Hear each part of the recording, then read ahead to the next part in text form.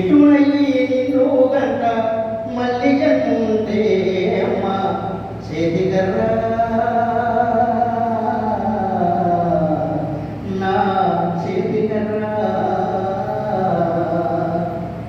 కోటి ముక్కులు పూకొని కంటినమ్మ కొడుకుల బిడ్డ కోటి ఆశలు పెట్టుకొని పెంచి పెద్ద చేస్తీనమ్మ రెక్కలుచ్చిన పక్షులు తీరు ఎగిరియాలు వెళ్ళిపోతే రెక్కలుచ్చిన పక్షులు తీరు ఎగిరియాలు వెళ్ళిపోతే చింత చెట్టే నన్ను చూసి చెంతలేని చేతులిచ్చిన చేతికర్రా నీ రుణమెట్ట తీర్చుకోనమ్మా అమ్మ చెట్టునయ్యి నిన్ను గంట మళ్ళీ జన్ముంటే అమ్మ చేతికర్రా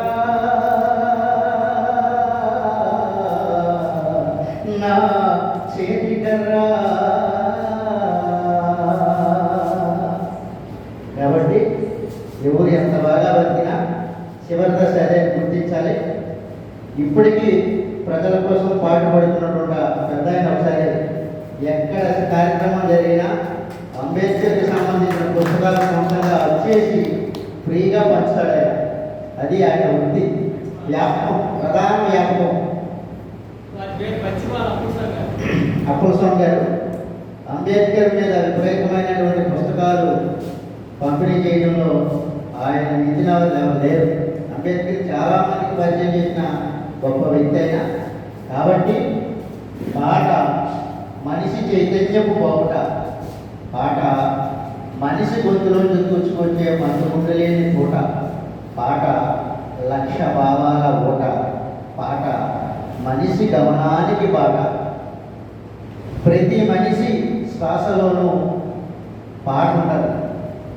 మీరు భయపడి బాత్రూమ్కి వెళ్తే చీకట్లో ఏదో ఒక కూని రాగం ఇస్తారు. ఒకసారి అబ్జర్వ్ చేయండి, వెనక్కి వెళ్ళండి, ఆ ఘటస్థుతులు తెలుసుకోండి. ఎవ్వరికి మాట వినకపోయినా ఎంత ఘాటకుడైనా మాట దగ్గరికి వచ్చేసరికి బతిమలాడుకుంటాడట. నీ తోడు ఉంటే ఏ బాధ ఉండదని తెలియనోళ్ళు కొందరు, అసలు కళాకారులై పుట్టనందుకు కూలిపోయేటోళ్ళెందరూ. ఎంత ఘాటకుడైనా బాతురుములు నిన్ను బతిమిలాడుకుంటాడు అమ్మా. నువ్వు లేకపోతే ఈ లోకానికి నేనెవ్వరో తెలియదోయమ్మా. పాట అనే ప్రక్రియ సాహిత్యంలో లేకపోయి ఉంటుంటే ఘంటసాల ఎవరికి తెలిసేది, గద్దరావు ఎవరికి తెలిసేది. వీళ్ళందరినీ తెలియజేసింది సాహిత్యంలో పాట అనే ప్రక్రియ. కాబట్టి పాటకి మనిషిని ఆకట్టుకునే శక్తి ఉంది, గుణం ఉంది, పరిగెత్తించే గుణం ఉంది, నిద్రపుచ్చే గుణం ఉంది, అప్పుడప్పుడు మేల్కొల్పే గుణం పాటకి సొంతం. అందుకే రావిశాస్త్రి గారు అంటారు, వచనం నడుస్తుంది, కథ కుంటుతుంది, వచనం నడుస్తుంది, పాట పరిగెడుతుంది అంటాడు. పాట మన గొప్పతనం మనం నిన్న జరిగినటువంటి తెలంగాణ ఉద్యమంలో చూసుకున్నా, అంతకుముందు తెలంగాణ సాయుధ పోరాటంలో చూసుకున్నా, ఇక్కడ శ్రీకాకుళం గిరిజన రైతాంగం పోరాటం చూసుకున్నా, స్వతంత్ర పోరాటంలో చూసుకున్నా, పాట యొక్క పాత్ర చిన్నది కాదు. కాబట్టి ఆ పాట అనేది ప్రతి ఉద్యమానికి అవసరం.